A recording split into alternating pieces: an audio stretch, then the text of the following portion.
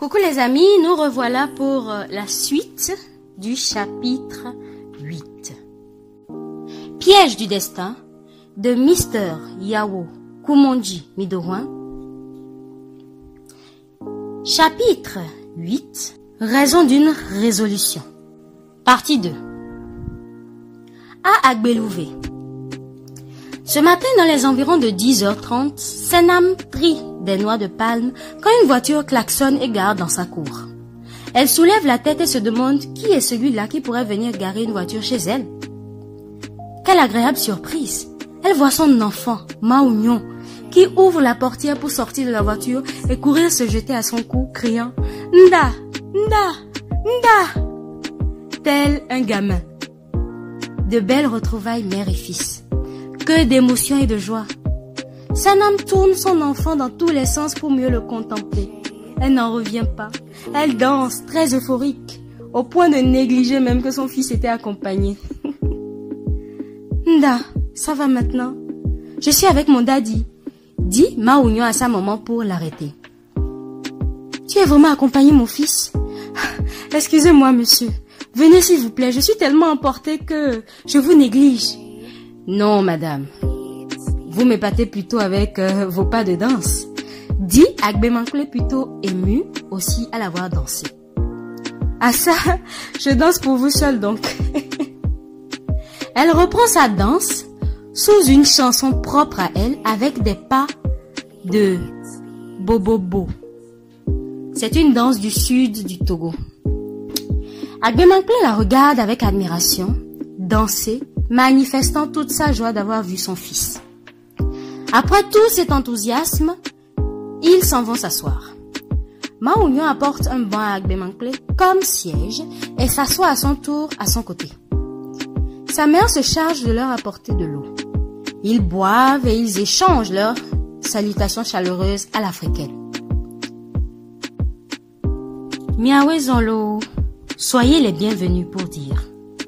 Yo maman, répondit-il. Et Maounion demande. Nda, miatem dogbea. Pour dire, mère, nous pouvons saluer. Saluez sans problème, s'il vous plaît. Et Agbemanklé lance la salutation, tel un pays élevé. Maman, Ndi, Ahometao, pour dire bonjour, et la maisonnée, lui répond pareillement Senam. Au fond, Miangbode, pour dire tout le monde va bien. Et chez vous? Akpenantogbeo, Egbea, Mimbafon Sensede, pour dire merci aux ancêtres.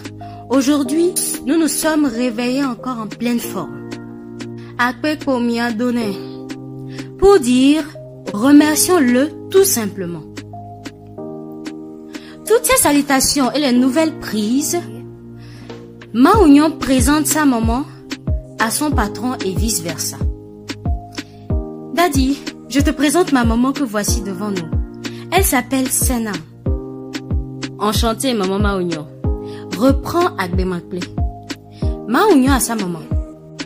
Nda, voici Daddy, mon papa en ville chez qui je vis actuellement il y a de cela 3 semaines déjà, quand il m'a accueilli chez lui, après m'avoir recueilli dans la rue, la nuit d'un vendredi au samedi, sous une grande pluie.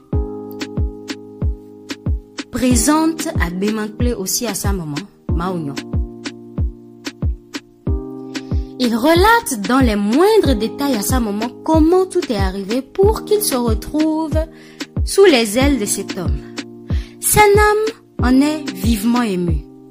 De gratitude, elle se lève de son siège pour s'agenouiller devant Agbemanklé et le remercier de sa générosité incroyable envers son fils.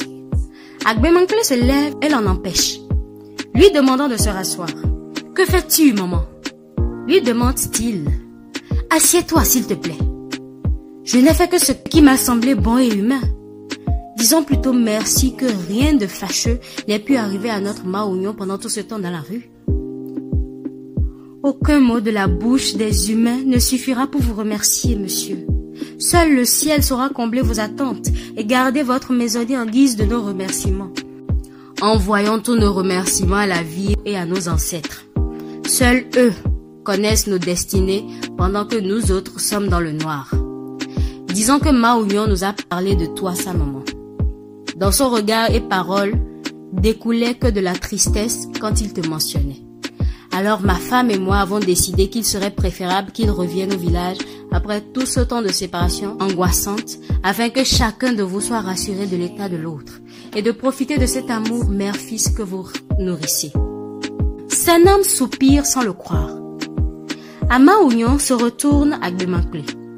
Mao Union, te voici enfin devant ta maman. Je crois que tu es un peu calme maintenant. Tu ne peux imaginer ma joie, Daddy. C'est comme si je rêvais. Maintenant, tu dois cesser de rêver. Tu vis tout simplement la réalité déjà. Je suis trop émue. C'est vrai. Les séparations sont dures, le silence est cruel, mais les retrouvailles sont belles, avec leurs instants qui fournissent des instincts vitaux. Nda, tu as des nouvelles d'Akofa? Demande à sa maman Mao Union dans leur causerie euphorique. Senam ironiquement avec des yeux pétillants de gaieté à son fils. Eh? Ah, tu demandes d'après ta femme alors. En tout cas, elle va bien selon sa maman. Comme nous nous sommes rencontrés l'autre fois quand j'allais au champ. Ce matin, je l'ai vue au balayage communautaire, mais je n'ai pas pu l'approcher. Mao Union a une femme aussi, il n'en a jamais parlé. Demande à Gbemakple étonné à prendre Senam au sérieux. Je n'ai pas de femme, Daddy. C'est maman qui aime nous taquiner de la sorte. C'est juste mon amie et sœur dans ce village depuis le collège. Et je suis son seul ami aussi. Nous nous voyons plutôt frères et sœurs avec tout ce que nous partageons que de simples amis. Ça alors. Et elle est où actuellement ton Akofa? Après notre bac, un oncle maternel est venu l'amener poursuivre ses études au Sénégal. Elle est partie du village le lendemain. J'ai quitté aussi. Ah, c'est bien pour elle alors. Mais toi aussi, tu n'as plus à t'en faire dès lors à condition que tu te conduises bien.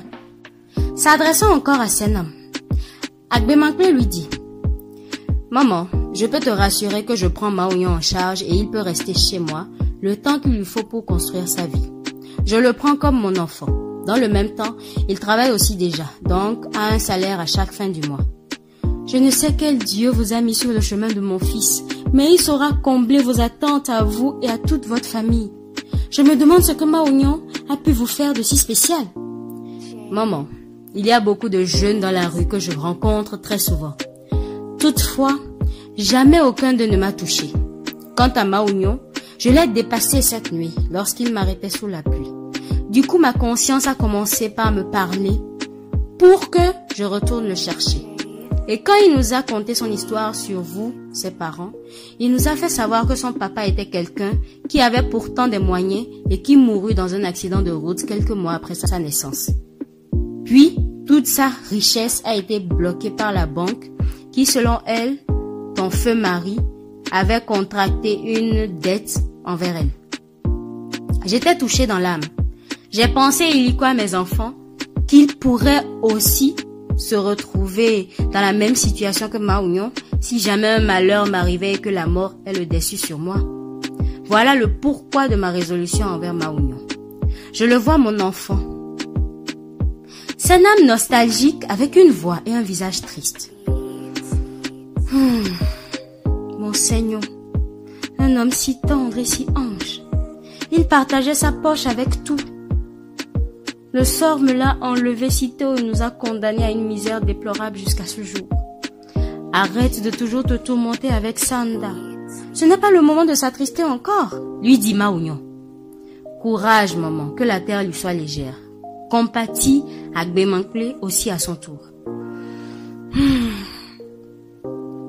Bon, je crois que nous avons assez parlé comme ça. Mao Union va ouvrir le coffre et sort tout ce que tu y trouves. Mao Union y va, sans avoir aucune idée de ce qui peut se trouver dans le coffre, car il était au courant de rien. Une autre surprise sûrement. Il ouvre et sort 2 sacs de riz de 25 kg, un bidon de 5 litres d'huile raffinée, un autre bidon rempli de pétrole, du sel, un carton de spaghettis, une boîte de tomates pâtes de 220 grammes. il tombe des nues. En imaginant que son patron ait apporté tout ça à sa maman et qu'il ne fut au courant de rien, il emmène les choses comme demandé. Maman, voilà un petit cadeau que nous t'avons apporté, dit Agbemangle à Senam. Vous n'auriez pas dû.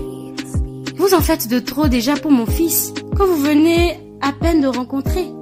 Ce n'est rien, maman. C'est avec un réel plaisir. C'est les dieux qui guident nos cœurs.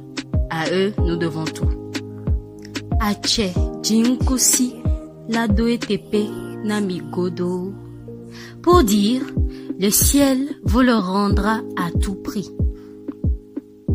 Maounion reste éberlué un instant avant de se permettre de ranger les affaires dans la chambre. Comme cela ne suffisait pas, Agbemangle sort un portable smartphone qu'il remet à Senam. Maman, voici un portable pour que tu ne restes point sans nouvelles de ton fils. Quoi? Un portable pour moi? Maounion, regarde ce que ton papa vient de me donner encore. S'extasie encore Senam, stupéfaite. Hein, Nda? Nous avons le même. C'est ce matin que Daddy m'a donné aussi ce portable, en sortant le sien qu'il montre à sa maman, avec des vêtements de marque tous neufs. Se tournant vers Agbemangle, Maounion s'agenouille pour le remercier. Si vous ne vous sentirez pas embêté, je vais commencer par vous appeler aussi Daddy, suggère Senam à ce bienfaiteur de nulle part. Voilà qui est bien dit, ça me fait plaisir. Vous êtes de notre localité aussi, Daddy? Non, maman, je ne suis même jamais venue à cet endroit. Je suis de Kalimé, principalement d'Adeta, dans les plateaux. Ma femme est Kabié. C'est ma première fois de mettre mes pieds sur le sol d'ici, bien que je traverse le village à véhicule pour aller au nord. Mais jamais je n'y suis descendue auparavant.